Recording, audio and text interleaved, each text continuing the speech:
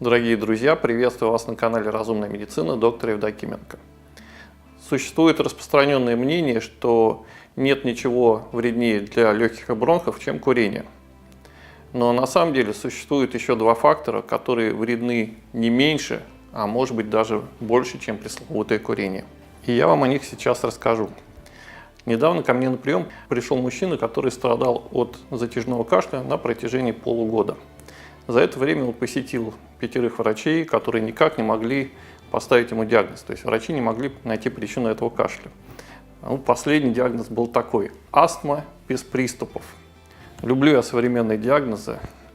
Астма без приступов – это все равно, что сказать астма без астмы. То есть вообще такая некая комедия. В общем, суть в том, что врачи диагноз поставить не могли, причину кашля найти не могли, и, соответственно, никакое лечение не помогало. Первый мой вопрос, который я в этой ситуации задал мужчине: какие таблетки от давления вы пьете? Соответственно, тут же выяснилось, что мужчина принимал таблетки от повышенного давления, в аннотации которых было черным по белому написано: частый побочный эффект – это кашель.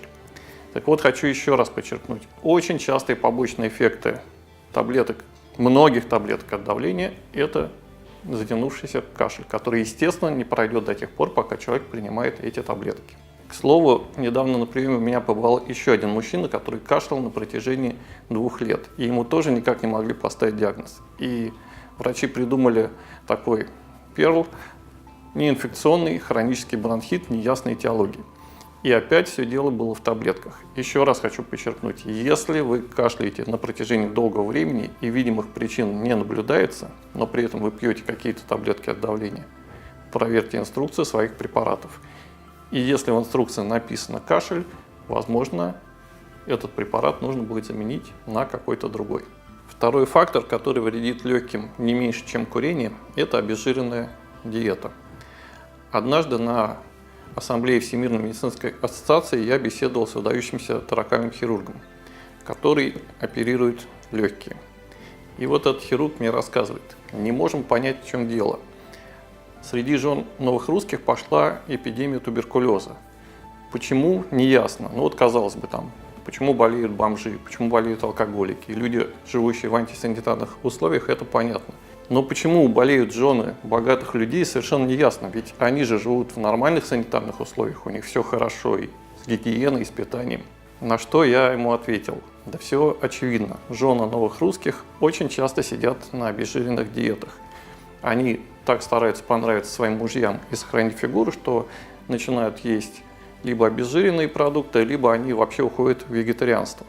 А почему от обезжиренной диеты страдают легкие? Да все очень просто. Легкие – прямой потребитель жиров, то есть для нормального функционирования легких нужны жиры. Вообще мамы и бабушки многих наших зрителей, еще не отравленные идеей об обезжиренной диете, знали, что при бронхите, при простудах первым делом надо давать масло и что-то жирное. Я вспоминаю, что моя мама при простуде давала мне такой напиток: кипяченое молоко, туда бросался кусочек масла, туда бросался мед, и вот этот напиток нужно было пить 2 раза в день. Напиток этот очень хорошо помогал убрать кашель просто в считанные буквально часы.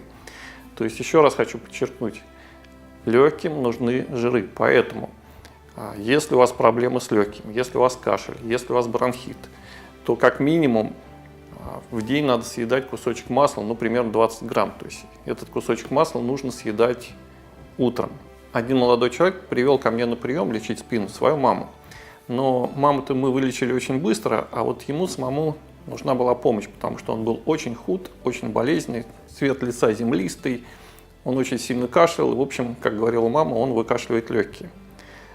Поговорив с молодым человеком, мы выяснили, что он по каким-то идейным убеждениям совершенно не ест жирной пищи. И вот главное лечение было у нас как раз начать есть каждый день сливочное масло, иногда есть кусочек сала.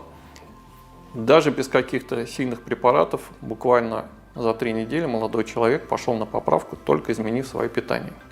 Это нужно знать, и об этом надо помнить. Чем еще лечить бронхи и легкие? Если мы выяснили, что это не от обезжиренной диеты и не от таблеток от давления, то нужно узнать, не вызвано ли это заболевание какими-то инфекционными причинами. И, конечно, в этом плане вам придется посетить врача. И возможно даже, что врач назначит антибиотики.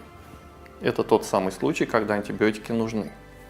Но если антибиотики не подействовали в течение достаточно быстрого времени, то дальше, возможно, их лучше не принимать, потому что очень часто антибиотики снижают иммунитет и тоже могут бить по легким. А вот что нам как раз нужно делать в большинстве случаев, это повышать иммунитет. И с моей точки зрения, лучше всего это делать с помощью лекарственных растений. Ну, например, можно использовать мое любимое алоэ. Алоэ применяется в виде уколов, но напомню нашим зрителям, что уколы делаются не в ягодицу внутримышечно, уколы алоэ делаются в руку, подкожно. К слову, у тех, у кого дома растет алоэ, можно попробовать такой рецепт. Берем одну часть алоэ, несколько лепестков, измельчаем, мелко режем или мелко давим, берем такую же часть меда и такую же часть сливочного масла. Все это смешиваем в какой-то емкости, еще раз отдавливаем, чтобы получилась такая кашица с соком. И вот эту полученную кашицу вместе с соком принимаем по одной или по 2 чайных ложки 3 раза в день во время еды. Запивать это блюдо можно не сладким и не горячим, а теплым чаем. И курс лечения алоэ с медом и со сливочным маслом от 5 до максимум 7 дней. Если дома алоэ у вас не растет, можно купить в аптеке для этого рецепта сок алоэ. Только желательно, чтобы это был чистый сок алоэ без добавления спирта. То есть вот этот момент надо уточнить у фармацевтов. Помимо алоэ и взрослым, и детям при болезнях бронхов и легких очень полезно принимать настои или отвары из цветков аптечной ромашки. И, как понятно из названия, покупать эти цветки нужно в аптеке. Это лекарственное растение обладает двойным и даже тройным действием. Помимо того, что оно обладает антимикробным действием и противовоспалительным, и его полезно принимать при болезнях легких, это же растение еще помогает лечить больной желудок при гастрите и при язве. Пьют настой или отвар с цветков ромашки 3 раза в день на протяжении 2-3 недель. И этим же отваром или настоем можно полоскать горло при ангине и при простуде. И еще одно полезное, просто отличное лекарственное растение для лечения бронхита и кашля – это корень солодки. В аптеках можно купить уже готовый сироп солодки, а можно купить измельченные корни, из которых делают отвар или настой. Препараты из корня солодки повышают иммунитет, снимают воспаление в бронхах и легких и облегчают отхождение мокроты. Кроме того, эти же препараты помогают лечить желудок при гастрите и язве. Правда, нужно знать, что препараты из корня солодки нельзя принимать долго, максимум 10-14 дней. А еще нужно помнить о том, что у этого лекарственного растения довольно много противопоказаний, и прежде чем им пользоваться, нужно их обязательно прочитать в инструкции. Если препараты из корня солодки вам по каким-то причинам не подходят, и вам также не помогла ромашка, следующее лекарственное растение, которое очень хорошо помогает при бронхите и кашле, это сосновые почки. Покупать их надо в аптеке, из них делается отвар или настой, который полезно принимать при болезнях легких и бронхов от 3 до 4 недель. Помимо приема перечисленных препаратов, и взрослым, и детям очень полезно полоскать горло настойкой эвкалипта. Конечно, в том случае, если у вас нет аллергии на это лекарственное растение. Настойку эвкалипта нужно покупать в аптеке. Берем 10-15 капель этой настойки на стакан теплой воды и полученным раствором полощем горло 3-4 раза в день на протяжении 1-2 недель. Непосредственно перед полосканием полезно сделать такое упражнение, которое называется поза льва.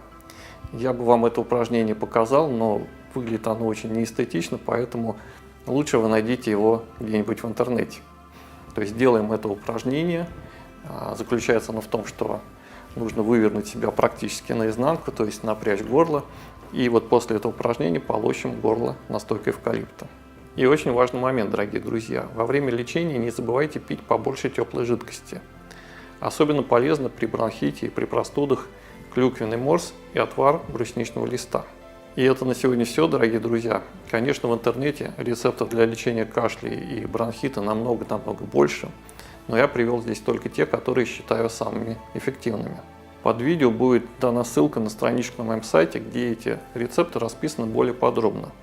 Вы можете их внимательно изучить и воспользоваться. А я с вами прощаюсь. Оставайтесь с нами, подписывайтесь на наш канал и всего вам доброго.